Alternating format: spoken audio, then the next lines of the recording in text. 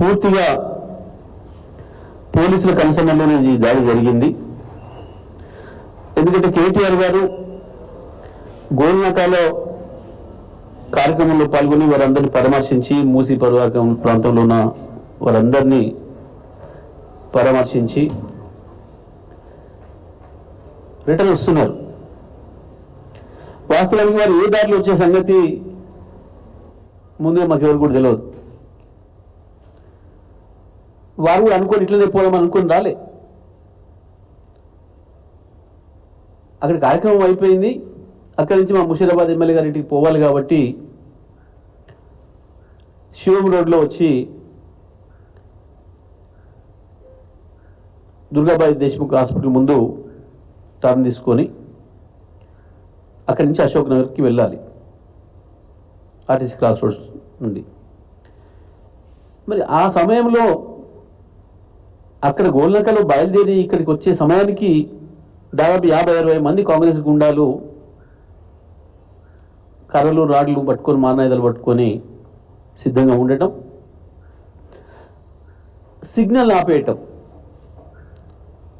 Signalling వ్యవస్థ అనేది పోలీసుల చేతిలో ఉంటుంది, ట్రాఫిక్ పోలీస్ చేతిలో ఉంటుంది.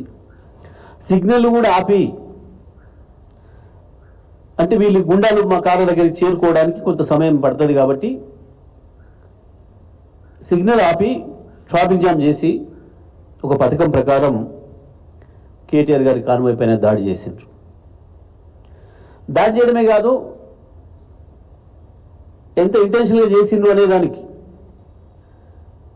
హైదరాబాద్ సిపి గారు, డీజీపీ గారు వీడియోలు ఉన్నాయి, చూసుకోండి. కేటీఆర్ గారి కారు పైకి ఎక్కి ఒక రౌడీ ఏ రకంగా విధ్వంసం చేయడానికి, అద్దాలు పలగొట్టడానికి ప్రయత్నం చేసిండో, దాడి చేయడానికి ప్రయత్నం చేసిండో కేటీఆర్ గారి పైన స్పష్టంగా కనబడుతుంది.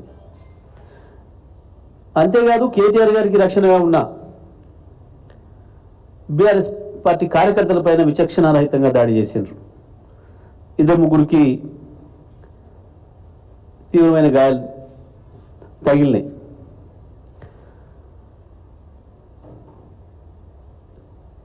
హుసేన్ కావచ్చు, పవన్ కుమార్ అనే పిల్లలిద్దరు కూడా భుజాల గాయాలని తీవ్రమైన ఇబ్బందులు ఉన్నారు, హాస్పిటల్ వదులున్నారు. ఇది ఒకటే కాదు, గత 3 నెలలుగా వరుసగా ఎక్కడ చూసినా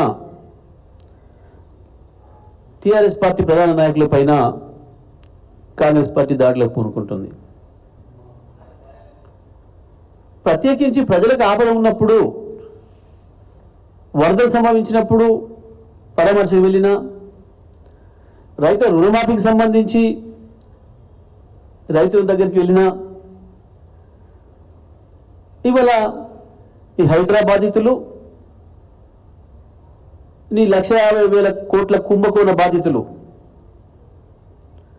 ఆయన హైదరాబాద్ ప్రజల్ని పరామర్శించడానికి వెళ్ళినా, వాళ్ళని ధైర్యం చెప్పడానికి వెళ్ళినా ప్రతి చోట ఈ దాడులు జరుగుతూ ఉన్నాయి. వరుసగా ప్రారంభంలోనేమో బీఆర్ఎస్ పార్టీకి సంబంధించిన గ్రామస్థాయి, మండల స్థాయి కార్యకర్తలపైన, నాయకులపైన దాడులు చేసిండ్రు. ప్రజలు ప్రభుత్వం గురించి ఏమనుకుంటున్నారో వాటిని యాజ్ ఇట్ ఈజ్ గా ప్రజలు మాట్లాడింది సోషల్ మీడియాలో పెట్టినందుకు సోషల్ మీడియా యాక్టివిస్టుల మీద దాడి చేసిండ్రు. ఆ తర్వాత యూట్యూబ్ ఛానల్స్ నడుపుకుంటున్న మిత్రులపైన, జర్నలిస్టులపైన దాడి చేసిండ్రు. ప్రభుత్వానికి డబ్బా కొడితే ఏం లేదు, కానీ ప్రజలు ఏమనుకుంటున్నారో, ప్రజలు అనుకున్న దాన్ని ప్రసారం చేసినందుకు